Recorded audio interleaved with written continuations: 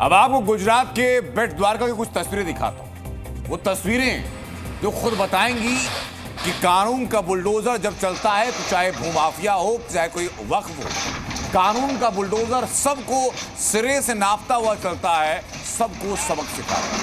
जैसे गुजरात के बेट द्वारका में प्रशासन ने एक बुलडोजर कार्रवाई को अंजाम दिया। ये उसी बुलडोजर कार्रवाई की तस्वीरें हैं। इसी बुलडोजर कार्रवाई के तहत जमीन पर जितना कब्जा किया हुआ था, जिसमें कब्रिस्तान भी था, उस कब्रिस्तान को खत्म कर दिया गया, ध्वस्त कर दिया गया। 12 दरगाह थी, मजार थी, उन सब पर आज बुलडोजर चला। इसके बाद लगभग 6500 वर्ग मीटर की जमीन को कब्जे से फ्री कराया गया। इसके पहले बेट द्वारका के पिरोडन टापू पर 4000 वर्ग मीटर की जमीन से ऐसा ही कब्जा हटाया गया। भगवान कृष्ण से जुड़े बेट द्वारका पर कैसे बुलडोजर चला, कैसे असामाजिक तत्वों की और कब्जाधारियों की साजिशों को नाकाम किया गया, और अवैध कब्जे से मुक्त होने के बाद अब बेट द्वारका कैसी दिखती है, इस रिपोर्ट में आपको ये सब कुछ दिखने जा रहा है।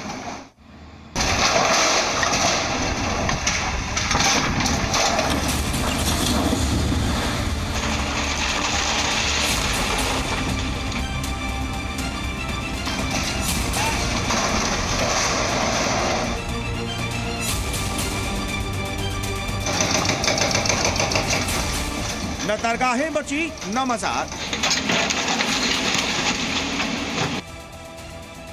यहां जो भी निर्माण था मलबा बन गया, और मलबा इसीलिए बना क्योंकि इस जमीन पर जो भी निर्माण था अवैध था। कब्जा मुक्त बेट द्वारका की लेटेस्ट तस्वीरें हैं, जहां अब दूर दूर तक कोई भी अवैध इमारत नजर नहीं आती। दिखता है तो सिर्फ साजिशों के मलबे का वो ढेर जिसे बुलडोजर एक्शन ने अंजाम दिया।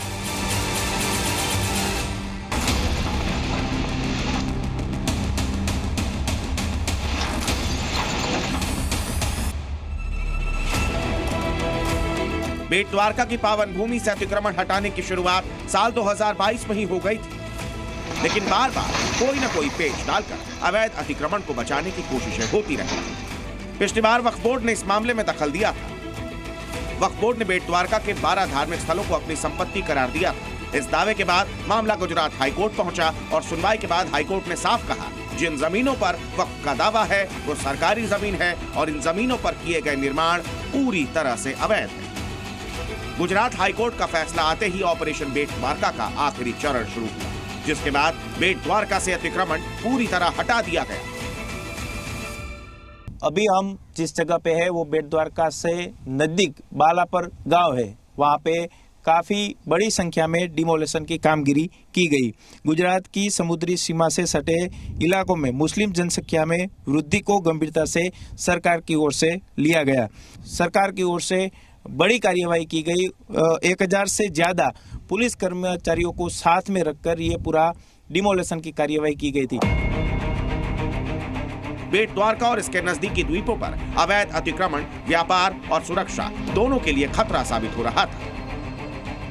पुलिस को शक था कि बेट द्वारका के जरिए ड्रग्स की तस्करी की जा सकती थी, इसीलिए पुलिस भी अवैध अतिक्रमण हटाने पर जोर दे रही थी। गुजरात में पकड़े जा रहे जो ड्रग्स और अवैध हथियार जिस तरह से मिल रहे थे, उसका कनेक्शन बेट द्वारका और सलाया जो पंथक है वहाँ से मिला था। इसके बाद गुजरात सरकार ने अपने खुफिया तंत्र और को साथ में मजबूत किया गया, और सूचनाएं आई। जब सूचनाएं पुख्त हो गई, फिर बाद में गुजरात सरकार की ओर से डिमोलेशन की कार्यवाही की गई है।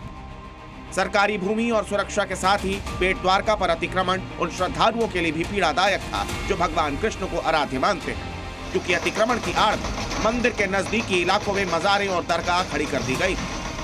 आज ये कृष्ण भक्त भी खुशी जाहिर करते हुए कह रहे हैं, अवैध अतिक्रमण का हटना बेट द्वारका तीर्थ क्षेत्र में एक नए दौर की शुरुआत है। अतिक्रमण दूर के बाद यहाँ का जो बेट द्वारका का जो विकास है उनको सारा वेग मिलेगा, और सारे पर्यटकों और सारे यात्रियों को यहाँ आने में थोड़ा और जायजा रहेगा कि बेट द्वारका यात्रा का दर्शन करें, और ये अतिक्रमण दूर होने के बाद यहाँ थोड़ा यात्रियों का प्रवाह और बढ़ेगा। 2 साल तक कई बाधाएं पैदा की गई, गुनाह को छिपाने के लिए इंसानियत की खोखली दलील दी गई, लेकिन आखिरकार बेट द्वारका के भूमाफियाओं की साजिशों का सूर्यास्त हो गया। गौरव दवे, बेट द्वारका, जी मीडिया।